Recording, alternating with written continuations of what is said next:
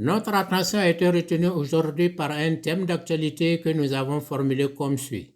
Changement climatique, quelle conduite à tenir? Le monde va mal et cela est plus perceptible à son climat. Certaines parties du monde, comme le Sahel, sont devenues vulnérables aussi bien pour les humains que pour les autres êtres vivants.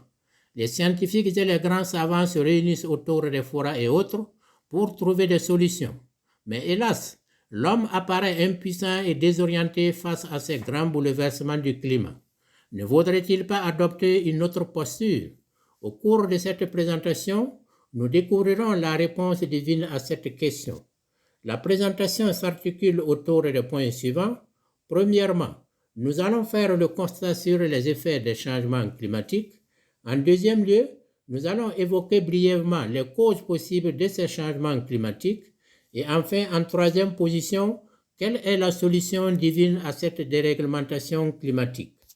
Les effets néfastes des changements climatiques sont diversement appréciés selon notre position géographique sur la Terre. Et ici, nous allons nous limiter à ce qui se passe au niveau du Sahel, où on observe des températures de plus en plus élevées au niveau des maximums qu'au niveau des moyennes. On note également une diminution progressive et tendancielle des précipitations, et cela depuis les années 1968, une répartition inégale de ces précipitations aussi bien dans l'espace que dans le temps.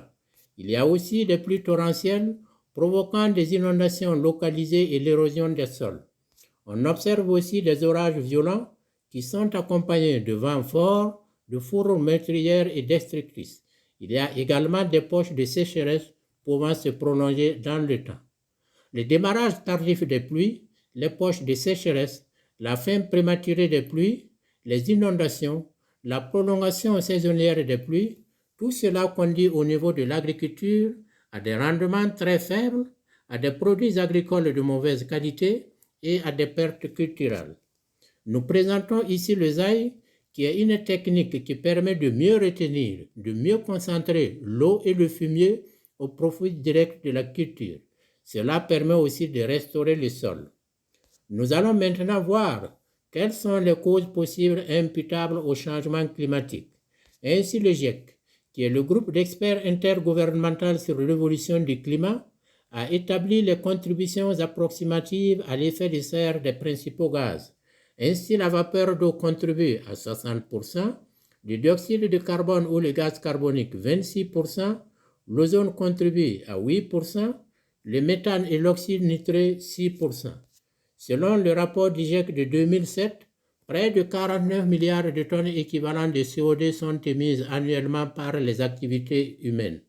Ainsi, le secteur énergétique contribue à 25,9%, l'industrie 19,4%, le secteur forestier 17,4%, l'agriculture contribue à 13,5% et les transports 13,1%.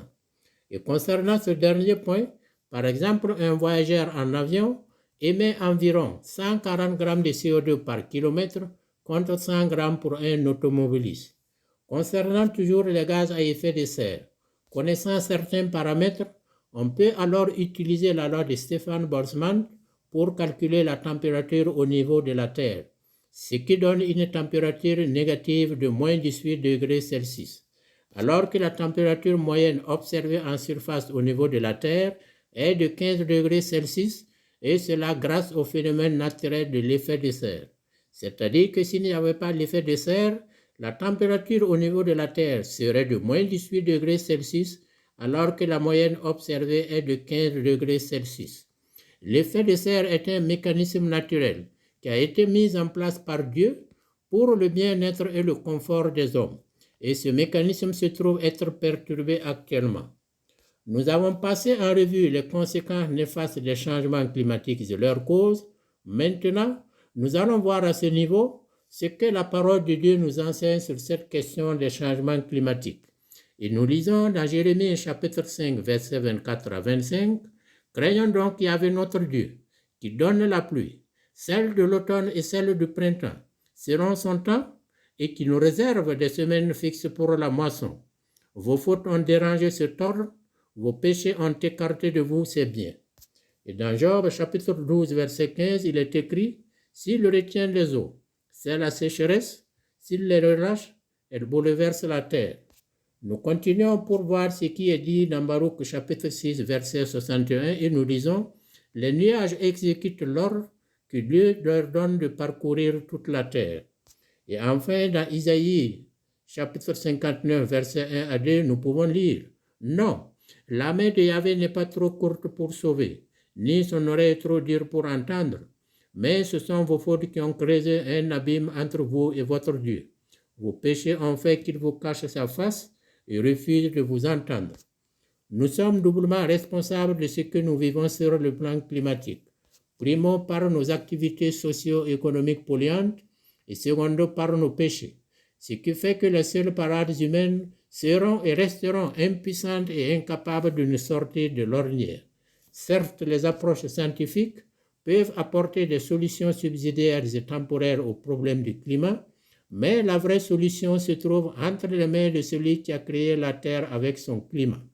La seule et unique solution qui vaille donc, c'est de donner entièrement notre cœur au Seigneur Jésus-Christ, tout en évitant absolument le mal, pour pouvoir plaire ainsi au Père Créateur qui est seul capable de renverser la débâcle du climat. Les extraits des Saintes Écritures ont été faits à partir de la Bible de Jérusalem que voici. Soyez illuminés par le Saint-Esprit.